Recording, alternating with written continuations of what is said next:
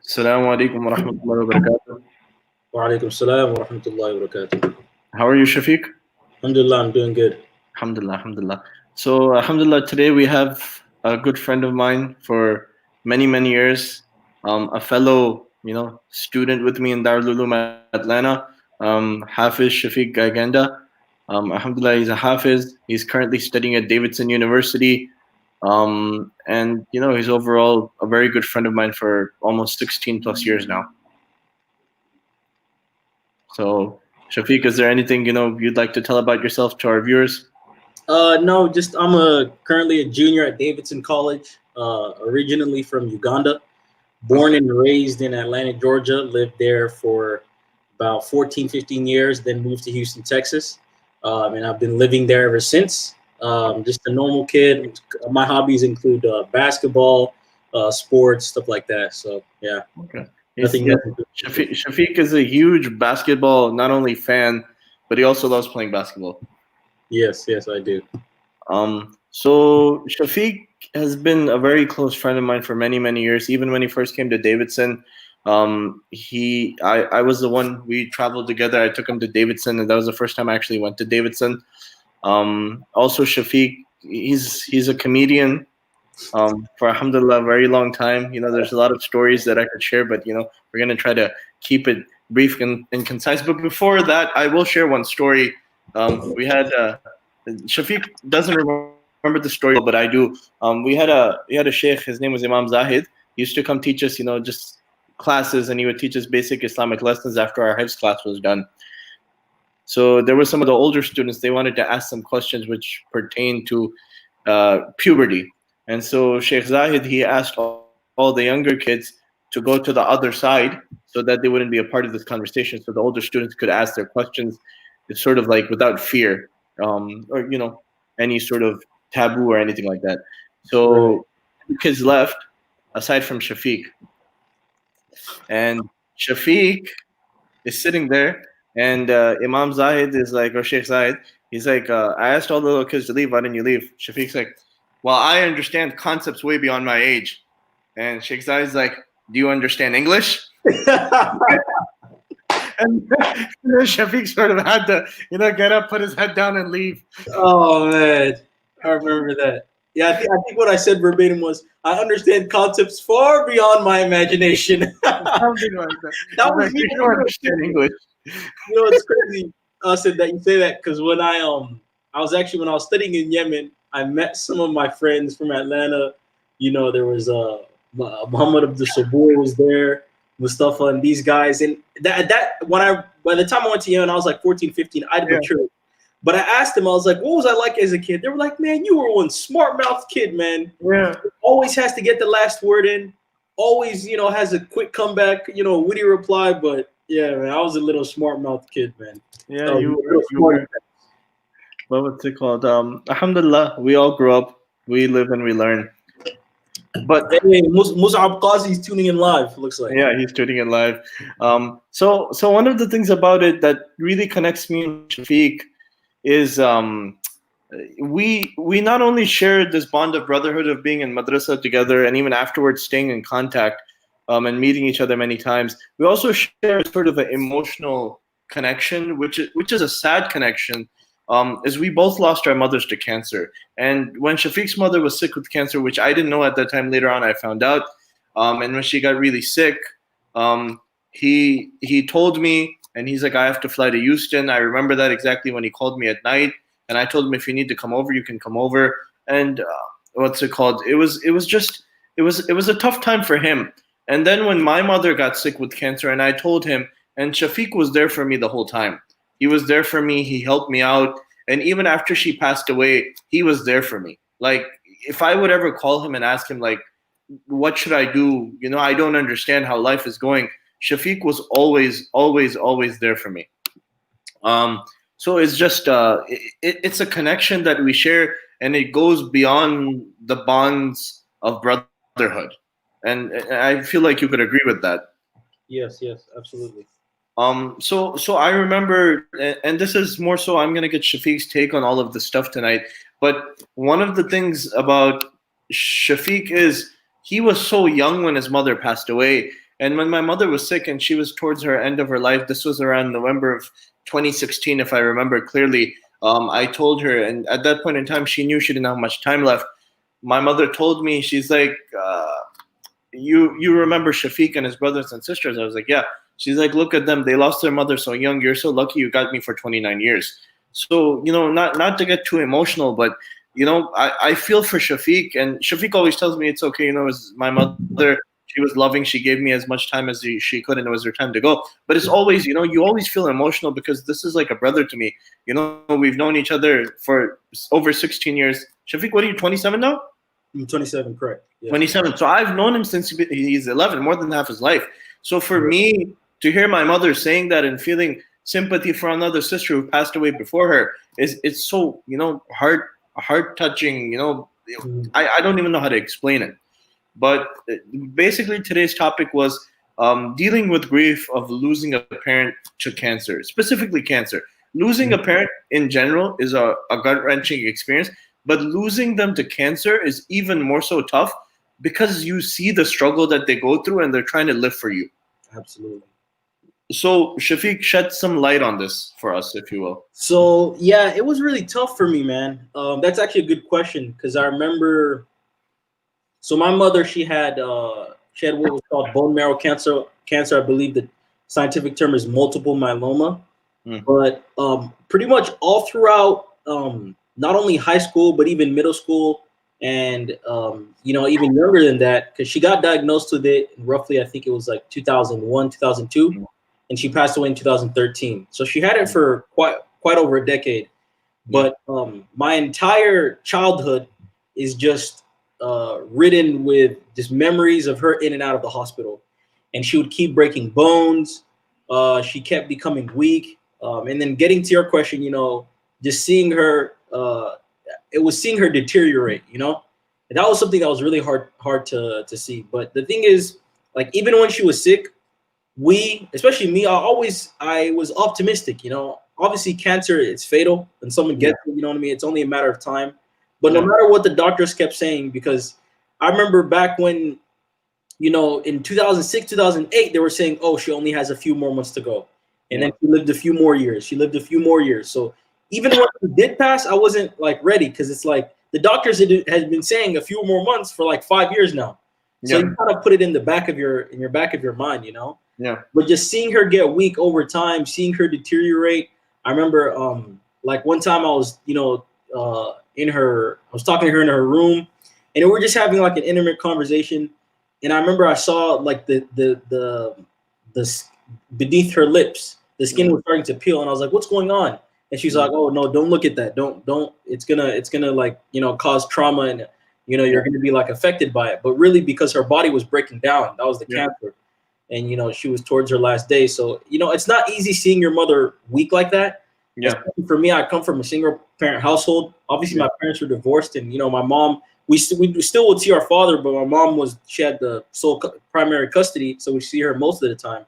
Yeah. But your mother is this one figure. She's like an emotional. She's kind of like she's a pivotal figure in your life. It's hard seeing her in that position. It's hard seeing her in the hospital. It was hard seeing her weak, not being able to do that much. But even like as weak as she was, and as limited as she was, she did so much with her time.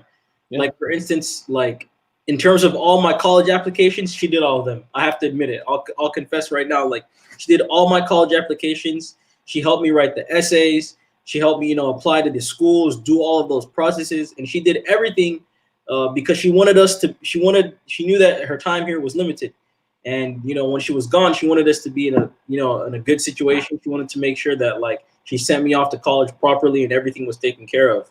But yeah, just to shed some light on that, man, it's really rough, just seeing your mother, in being in a week, For 13 years. Yeah. I mean, Well, so what year were you born? I was born in 93. 93. So basically, since the age of 7, you saw your mother dealing with cancer. Well, I was in Uganda. It's when I came back from Uganda. So ever since I was like probably 9.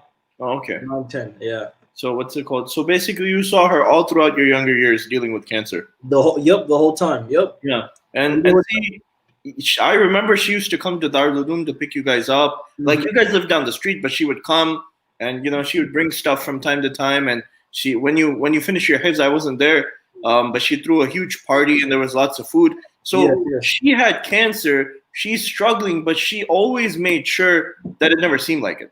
Right, never. Yeah. And your journey is much different than mine's, where your mother had it for 13 years and she struggled with it all those years. And Yeah. Allah subhanahu wa ta'ala give her the ajr for all that struggling for so many years. My mother's was much different. My mother had cancer for a total of 1 year. Um, she had breast cancer, and this is Breast Cancer Awareness Month. And my main topics this month, they all deal with mental trauma, grief, different things like this. And this is honestly, cancer is something that tears you apart, even if you don't have it. Right. Yeah. And so my mother, I got married. I graduated. I got married. We came back from Pakistan. I applied for my wife's immigration. It was taking some time. My wife went for her interview in January of 2016. Mhm. They said you're gonna get your visa, but they didn't send it to her. So I started.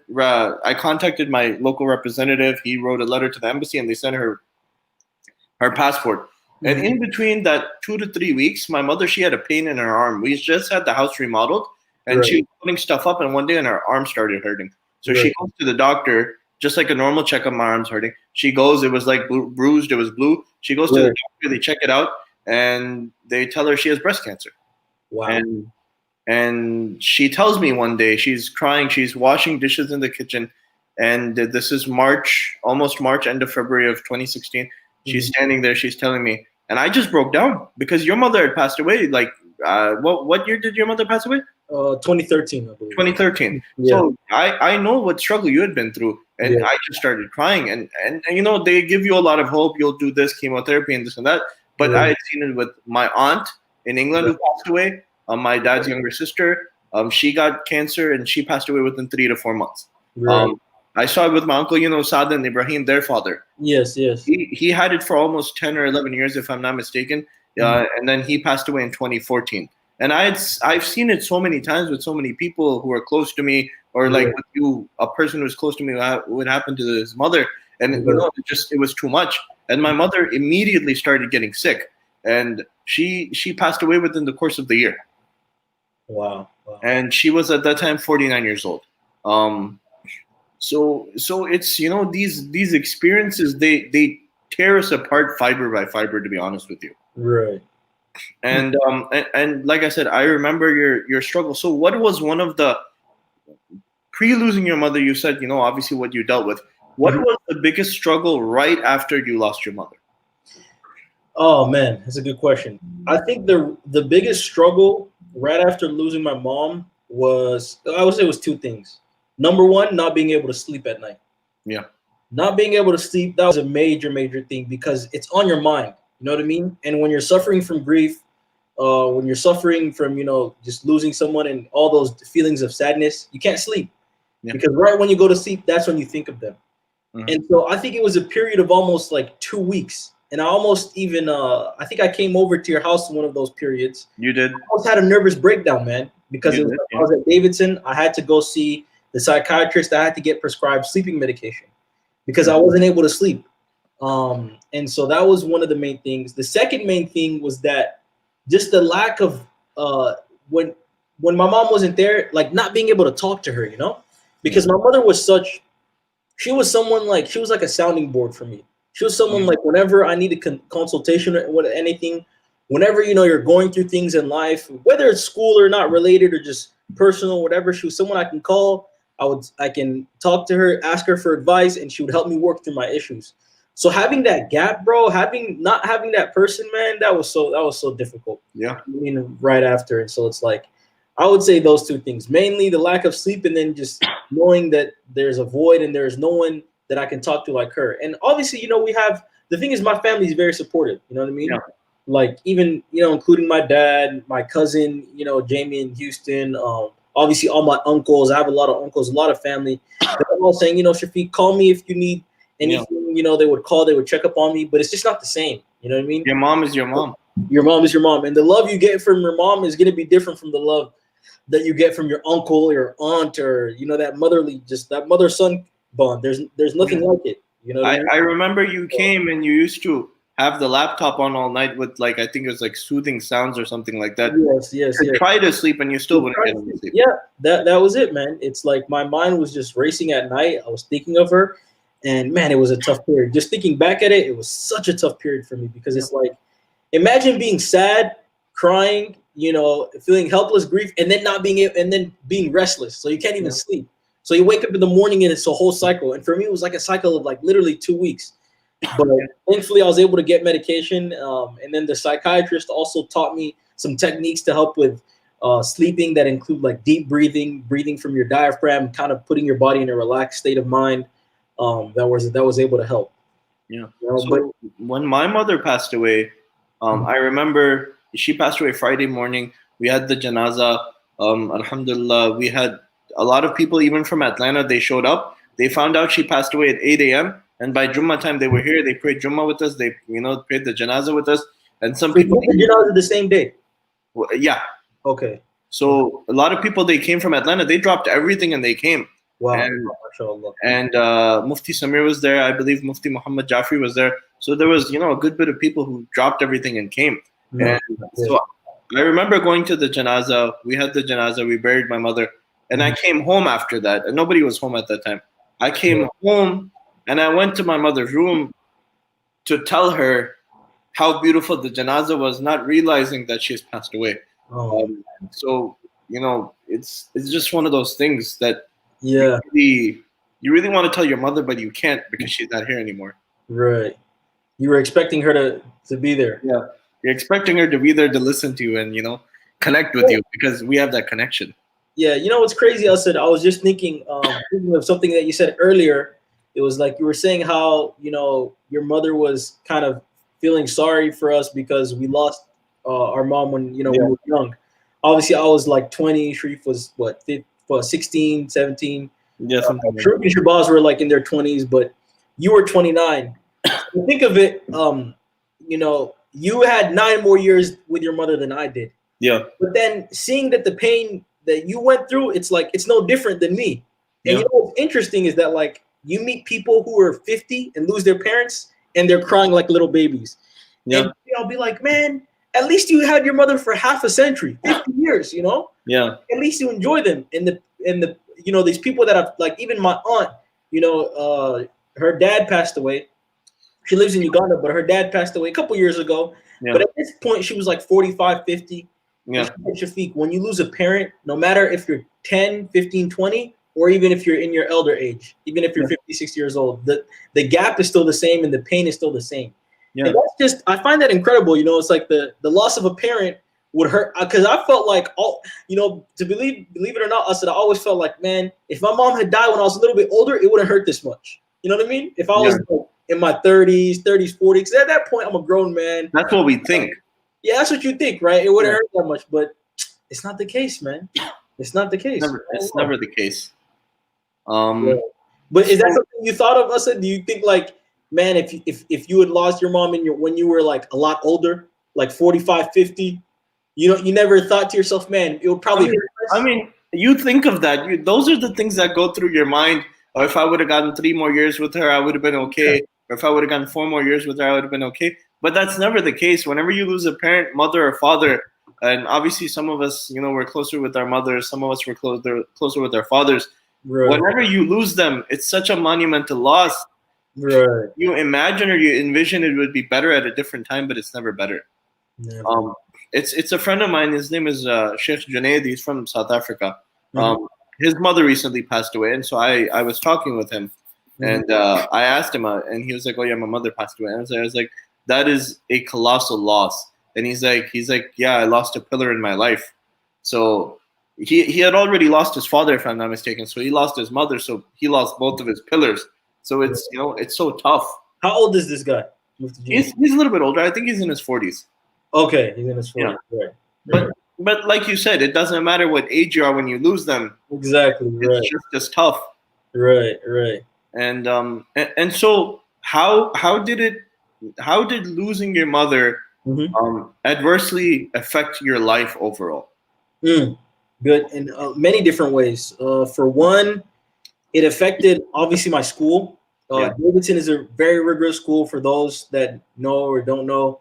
So it affected my school. It affected my interactions with people because I was a lot less social. Everybody knows me. I'm typically like a social butterfly. yeah, But when that happened, I kind of like went into a cocoon, kind of went yeah, into like a shell, and I really wasn't going to wanting to interact with people. It affected obviously my mental state of mind. I felt that I was, you get, because grief comes in waves. You know what I mean? yeah, Like you'll forget, you'll get over it sometimes, and then sometimes it'll just hit you all of a sudden. So you mhm, might just be sitting there in the middle of class, and then your mind wanders, and you start thinking your mom, and all of a sudden you feel sad. You feel yeah, like there's this cloud weighing over you. mhm, So I feel like it affected me in a lot of different ways, man. It affected me in like I really wasn't like I wouldn't want to go out and do things with people. I wouldn't want to hang out with friends or you know I didn't find the same joy in things that I used to like basketball and sports and the things that I enjoyed doing. It was just that was I think man the toughest that semester that kind of that fall when she passed away. I think it was in September, but that September. September to December was like the hardest I think 3 month stretch of my life, man. And even I remember the things that are even more difficult are when you start doing things that used to do with your mom. You know what I mean? Yeah, Common activities with her.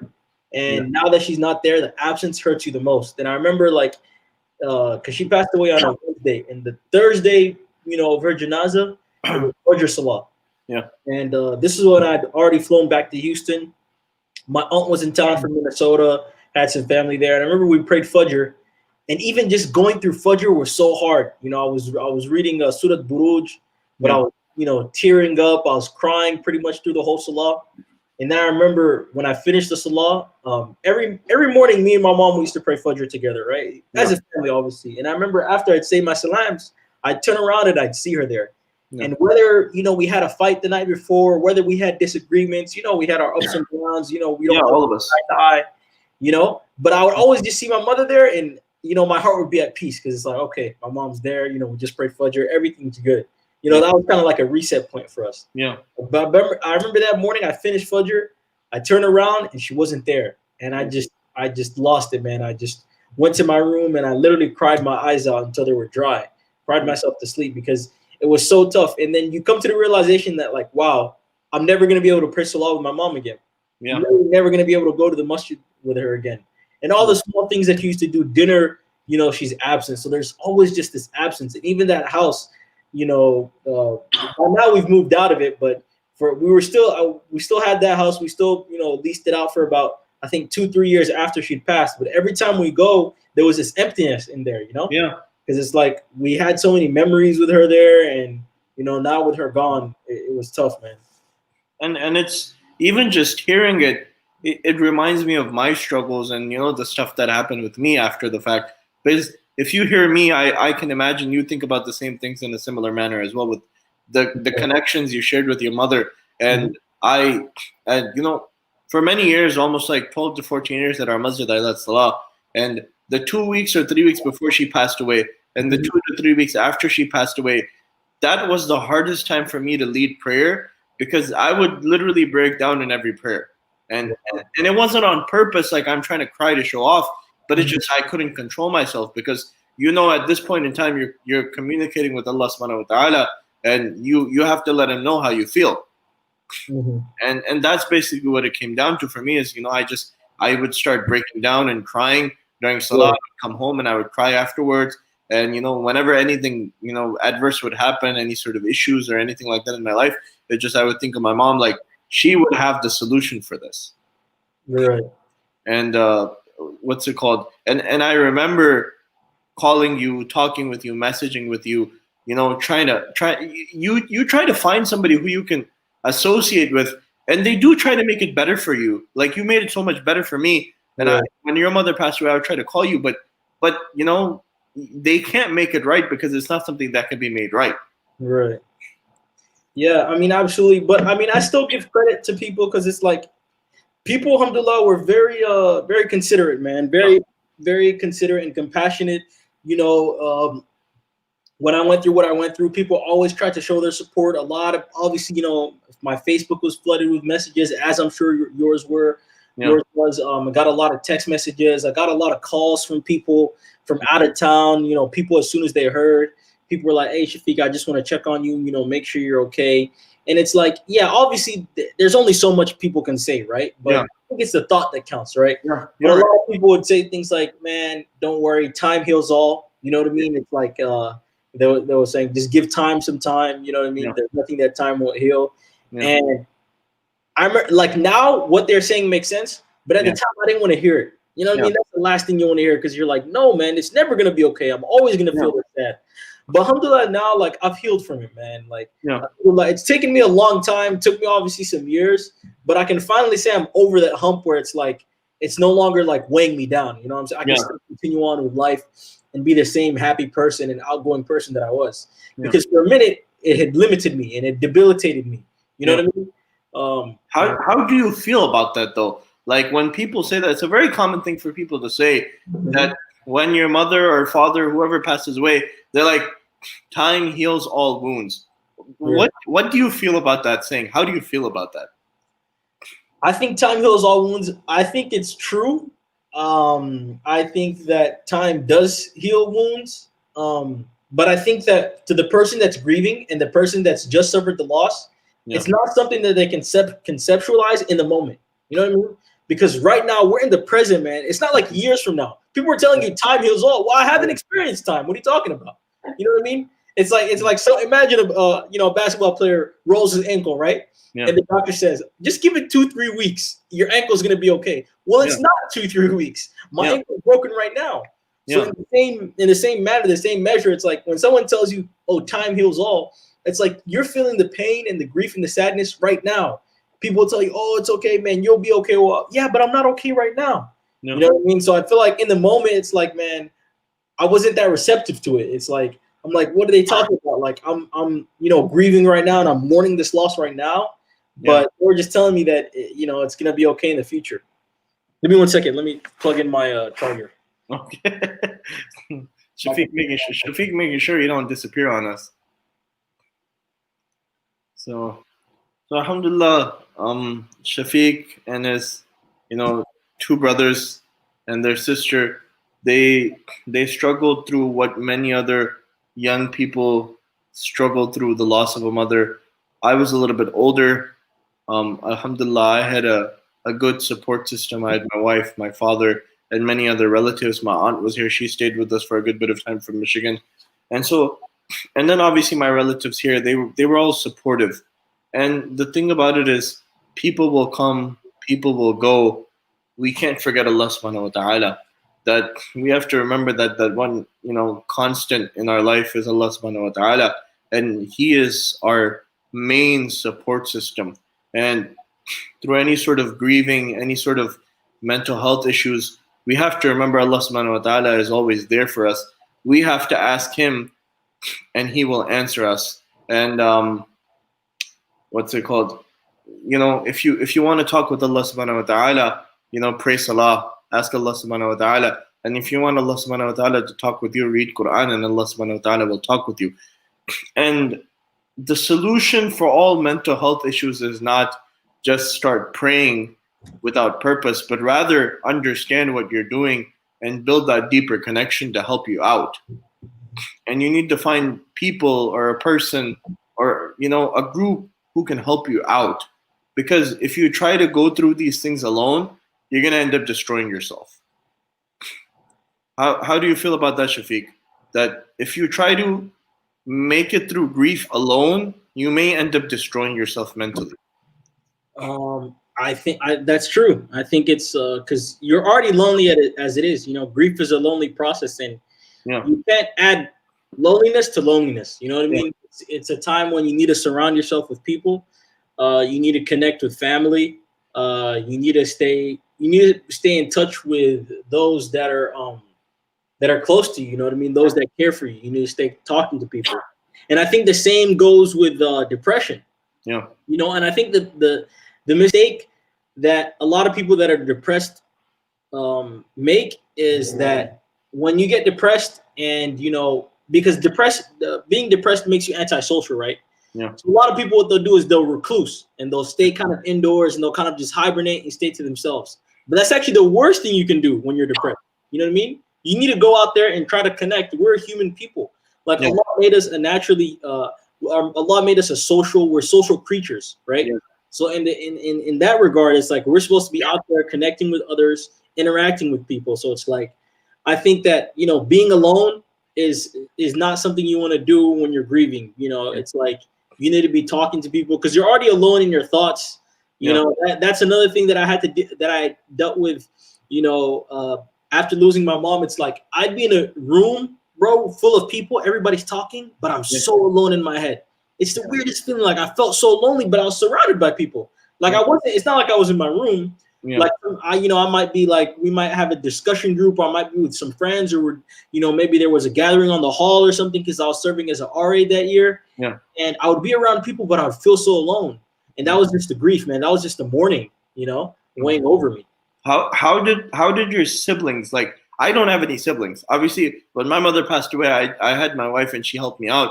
But Yeah. obviously having siblings is a whole different dimension where Right. where these are people who you grew up with.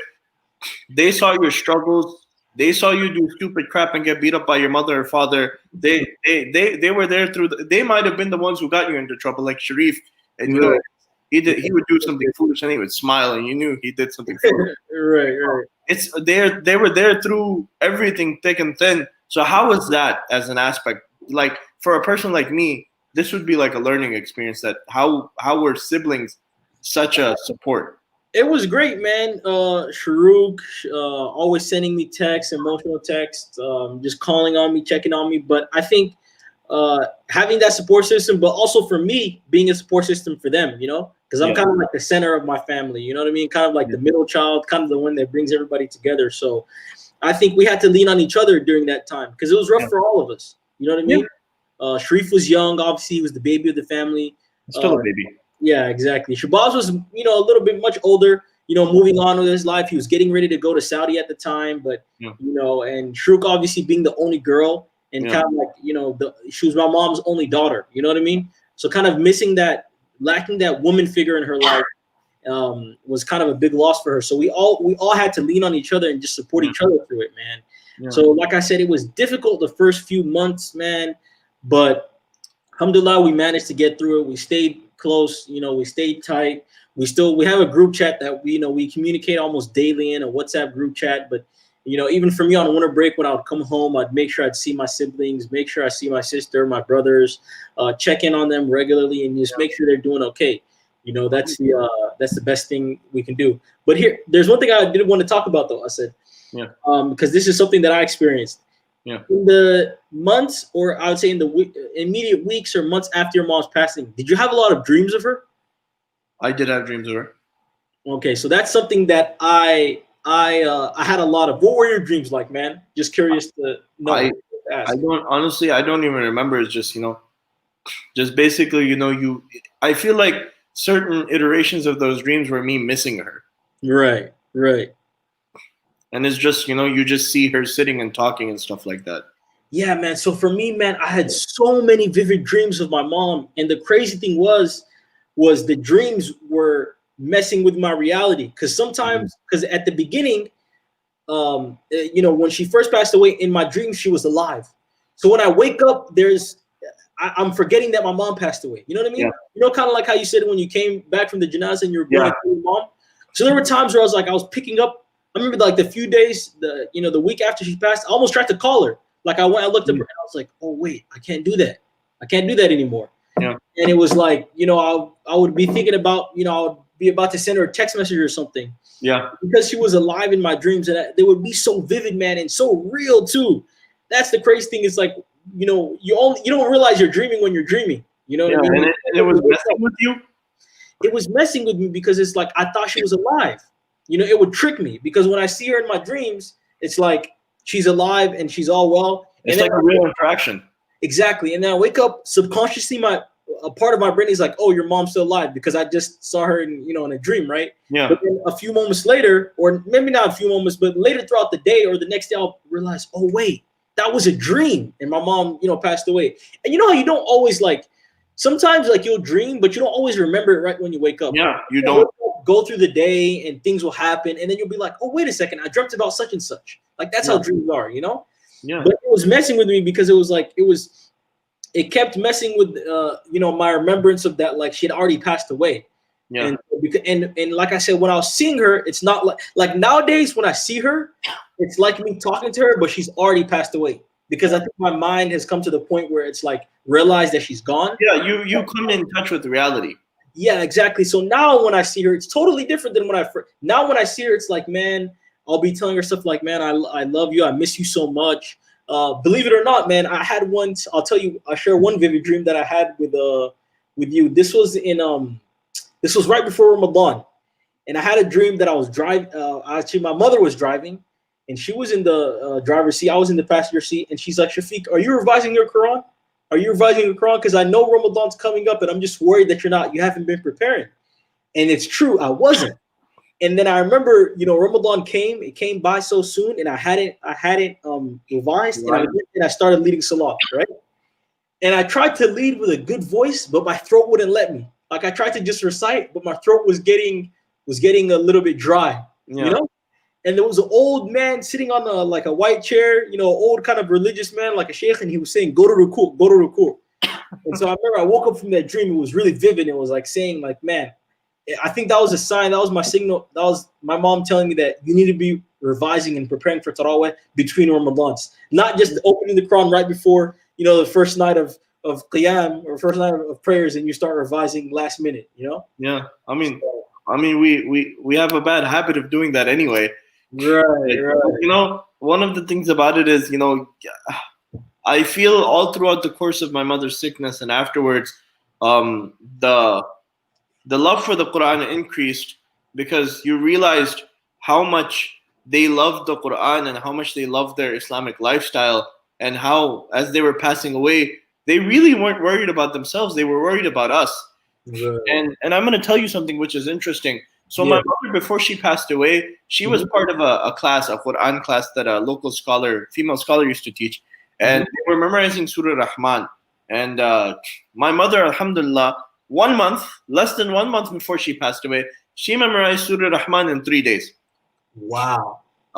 And So, so that was something for me which was crazy and amazing because you're so sick. You're yeah, at the end.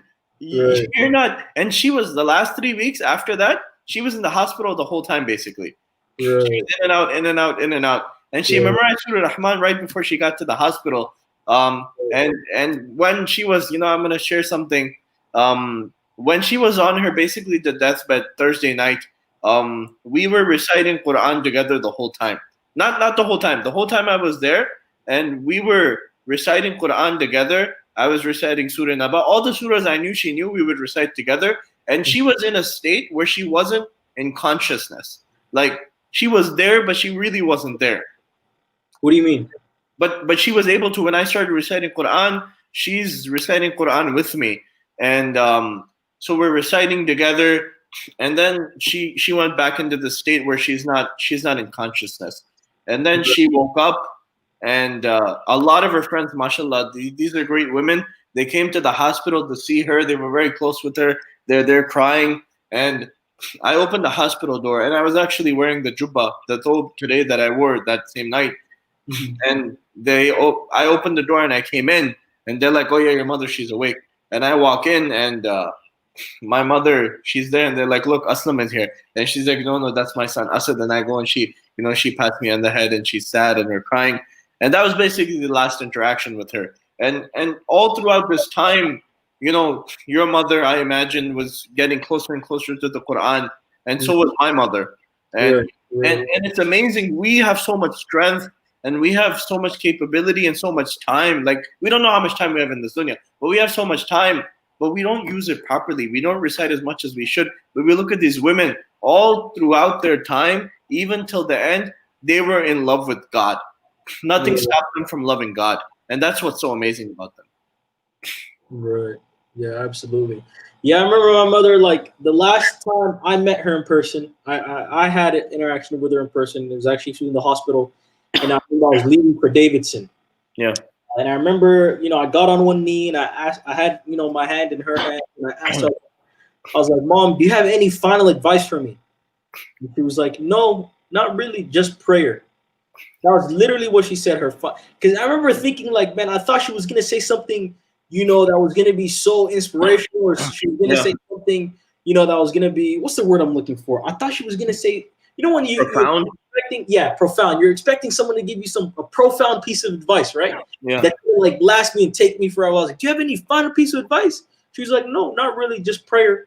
And she was saying, just hang on to your salah. But Yeah. one thing, alhamdulillah, is that my mom made peace with her disease. She made peace with her sickness, and that's something that I'm thankful for. Because it's one thing if you haven't made peace with your illness, Yeah. then your last few days or whatever are miserable. But she had made peace with herself. She had made peace with her situation, and Yeah. because of that, the last few weeks or the last few moments that we saw with her, she was at peace because she's already knew she Alhamdulillah. was passing. She was like, she knew her time had come, and I remember she wrote me a letter. This is something that I found, like, I think after she had passed, she wrote us a letter, and she said, Shafiq, um, when I got diagnosed with my cancer, Allah put one foot of mine in the grave, Yeah. and I got that much closer to death. And because of that, it was a wake up call, and I realized that I had to start living my life a certain way. I had to, make sure that you guys get on the deen and make sure that you guys learn all, and equip us with all the tools that we're gonna need to be good Muslims in this world and Yeah. for our lives. And so, but she said she'd made peace with her situation. She wasn't at all mad at Allah, mad with the decree or anything like that. Yeah. So because of that, she was at And peace. one of the things about it is my mother obviously she only had it for a year, but towards the end of her year, she also came to peace with realizing that it's gonna happen and it's coming. Right. Death. And the one thing that ate at her was her mother was alive. My grandmother was alive, Mm, and she was very yeah. sick. And I know you went to visit your grandmother recently as well, and she's still living, right? Alhamdulillah, she still is. Alhamdulillah, Alhamdulillah. Allah give her a long life and a prosperous life. I mean, So my mother, me and her, we were sitting and we were talking, and you remember you came to the gathering where Junaid Jamshed came to my house, yes, right? yes, yes, I recall. Yes, yes, I was So Junaid Jamshed passed away in December before my mother passed away. there. So we were sitting on the sofa right here. My mother was sitting on the sofa. I was sitting beside her, and I was asking my mother basically for forgiveness, and she's like, "All is forgiven. I have no qualms with anybody." So then she's like, Junaid Jamshed passed away a few days before that. And we were sitting there and we were laughing and crying at the same time. And she's like, look how life is funny. She's like, my life looks like it's about to come to an end. I'm towards the end of it. She's like, and Junaid Jamshed, a perfectly healthy man who has no, outstanding health problems, who's performing, visiting people, doing work of the deen, he just randomly passes away. She's like, nobody knows whose time comes next. And, Right. and that Junaid Jamshed's death basically taught us a lesson, me and my mother, that nobody knows whose time is next. You might have cancer, but somebody might pass away before you. And Right. Man, and you don't know. And like you said, your mother, she had it for close to 13 years. right. And they used to say, oh, this many more months, this many more months. And Allah subhanahu wa ta'ala wanted to give her life and prove the doctors wrong at that time to show them that all is in the hands of Allah.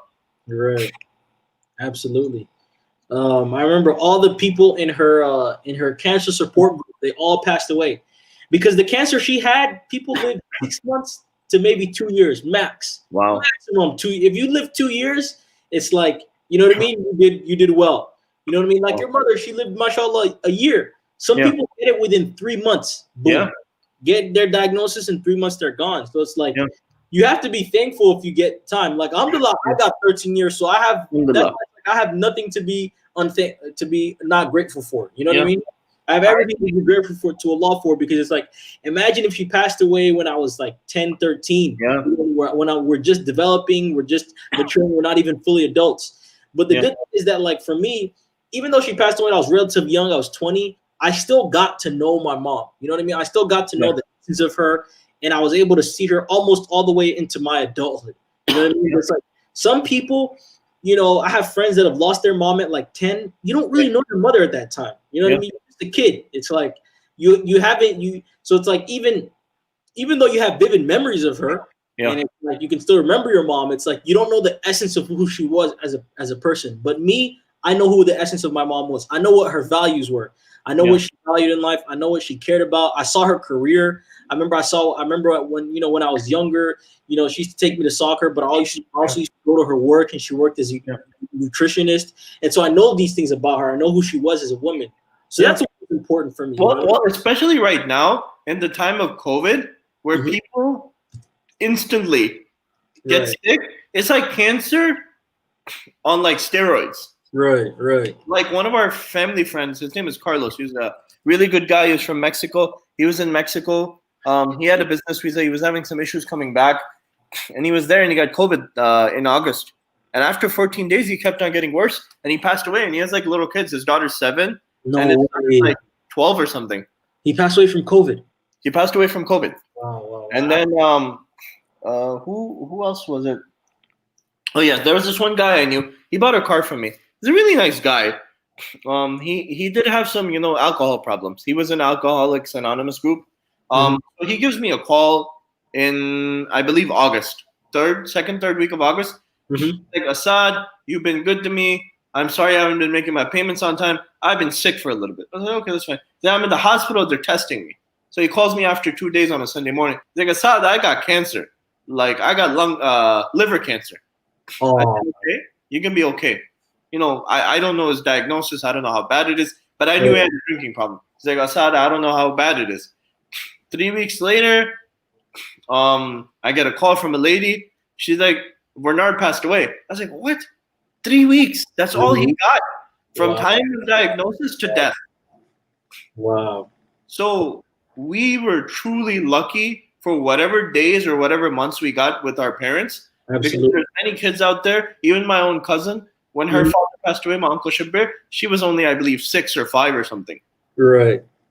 And we love her to death. We love Hibba to death. But obviously, she didn't get to see her dad beyond 6 years. And that's, for Right. me to imagine and for you to imagine, only having seen our mother for 6 years, it's unimaginable.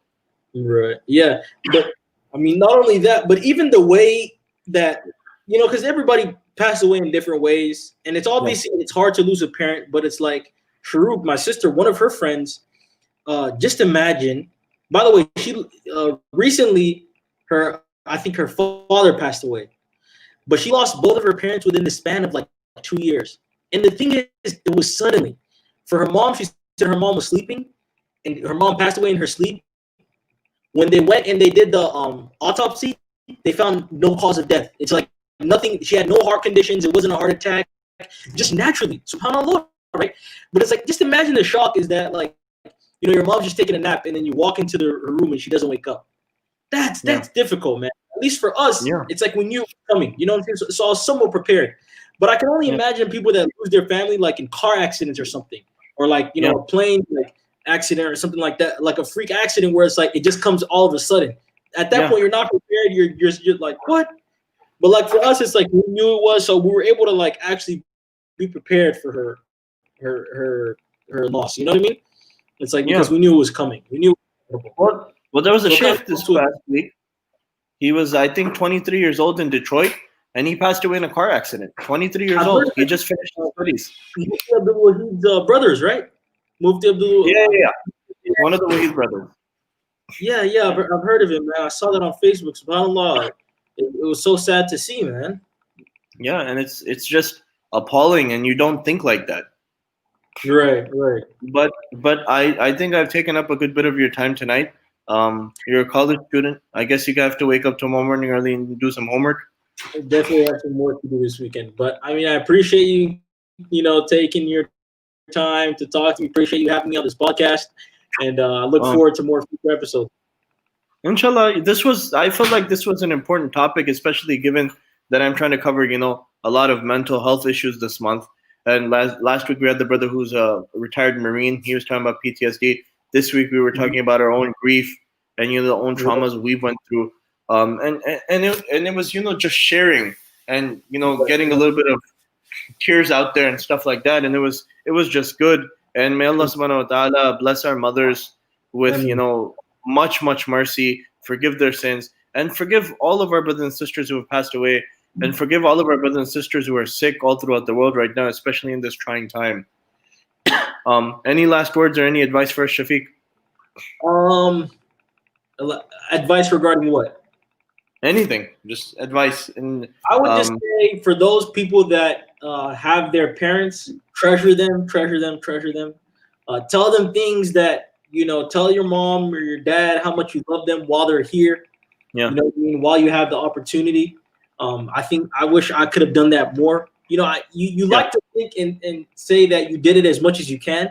yeah, Which I did. I used to always tell my mom how much I love her, but it's like when she passes, it's like you still feel that void. You know what I mean? So I was yeah, like, my last advice, I think, given this topic, is like if you have your mom, make sure you tell her how much you appreciate her right now while you can. yeah, Once you've lost that moment, you're gonna regret it so much. And there are gonna be so many things that you could have or would have been able to say to her, but you can't. So it's yeah, like, man, just treasure your parents while they're here. Tell them how much you appreciate them. You know what I mean? Tell them how much you love them every day, and yeah. just do that as much as you can. I think that would be my advice. Okay. Jazakallah khair, Shafiq. سبحان ربك رب العزة عما يصفون وسلام على المرسلين والحمد لله رب العالمين.